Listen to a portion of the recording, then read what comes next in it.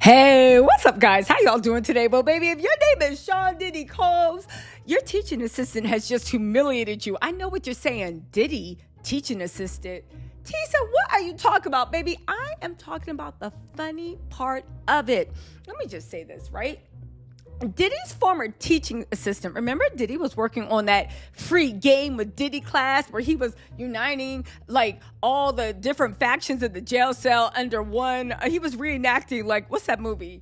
A Warriors, come out and play. He was reenacting that in his head. Well, guess what? This assistant has just done an interview with Lauren Connell. If you guys don't remember, I had her on for the David live stream. It was amazing. But he came out and said what really happened with Diddy having a to his throat. He said that there was never a to his throat. As a matter of fact, to quote this man, Diddy almost lost his life over an episode of Basketball Wives. And if you're wondering why I'm laughing about this, right? Listen to this.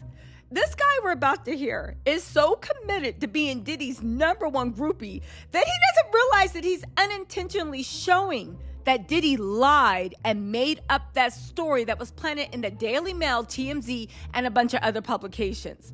Like, this traumatic event that gave Diddy nightmares was just people jockeying for position to watch Basketball Wives.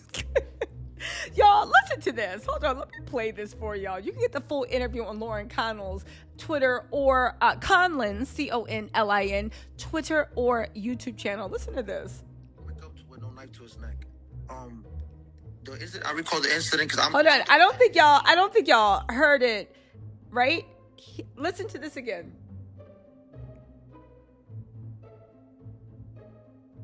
Hold on, sorry. I'm like, listen.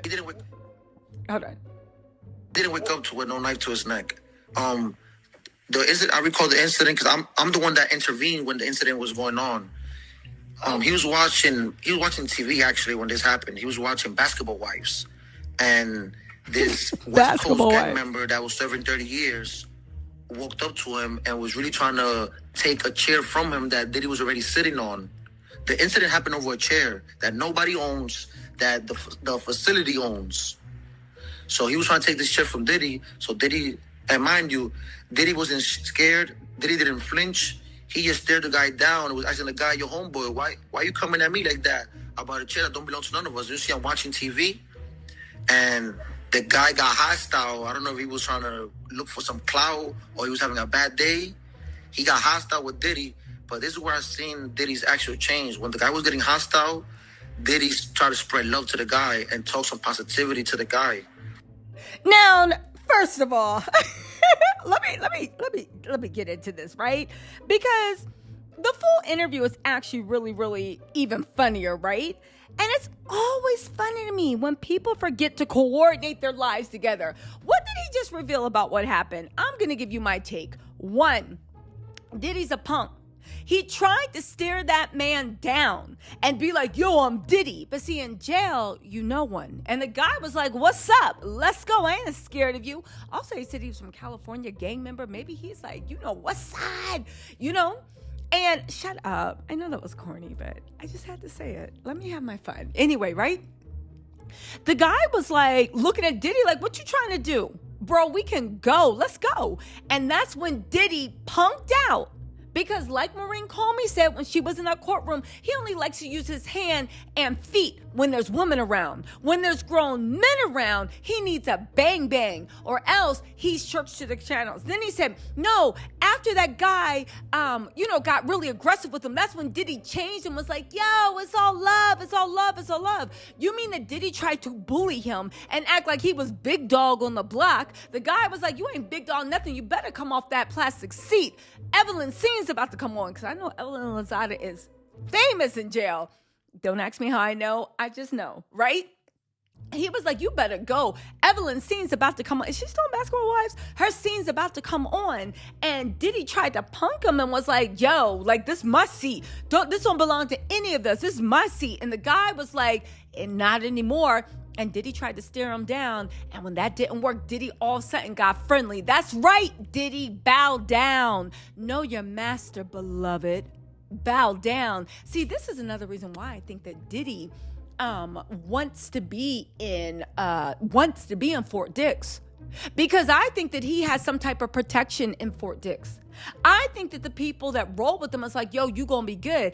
I do actually think that Diddy should, if he's not, he should be concerned with being extorted, beat up, being across the beer. See, here's the thing. A lot of Diddiots, right?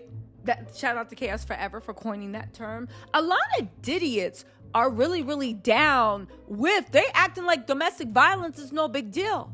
But see, if you know how I know, and if you know a lot of people, how they know in criminal situations, a lot of their descent into the wrong road started from seeing a ninja hitting on their mom, seeing a ninja treat their mom or someone they loved like Cassie.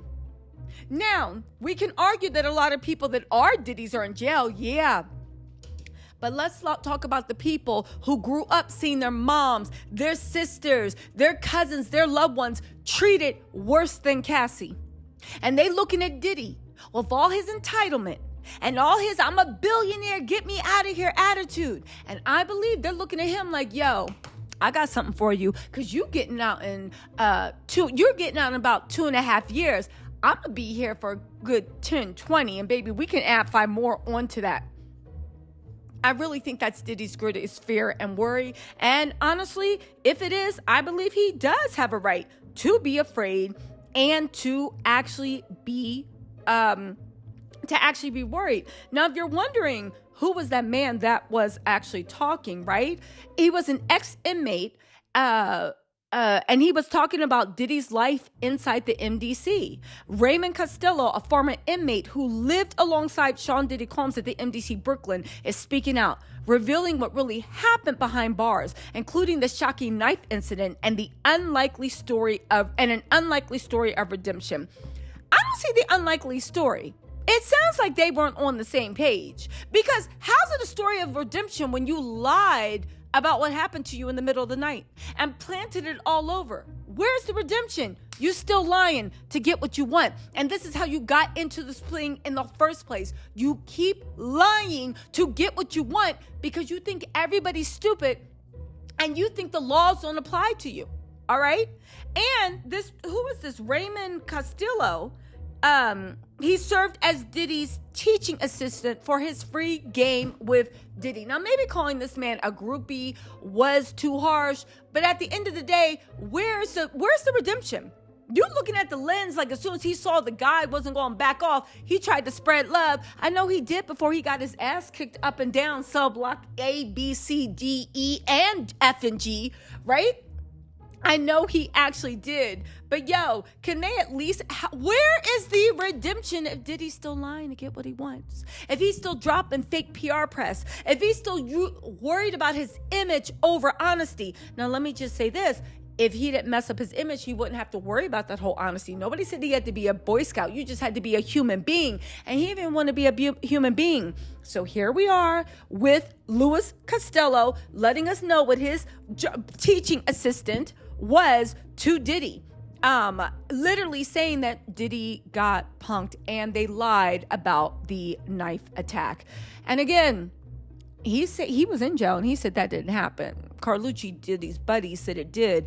Carlucci, to actually hear that story, would have had to hear it from Diddy. So again, Diddy's still lying. Diddy's still trying. I don't see the redemption arc, but hey, it is what it is. Interestingly enough, for Diddy to try to act again, are we going to laugh because this was all over Basketball Wives? You think Diddy is writing letters to Evelyn Lozada? You think he's planning the next freak off? You think the warden took off gigolos on Comcast cable and they're monitoring to make sure nobody from Cowboys and Angels comes and visit? Listen, I don't know. I mean, I guess this is a very sad time for escorts that are a 5 in the face on their best day. I guess your sole benefactor is still gonna be behind bars. Anyway, you guys, listen, let me know listen, let me know what you think in the comments. I'm making another video too. You know Diddy is challenging everything, but let me know what you think in the comments. I'll talk to y'all later. Bye.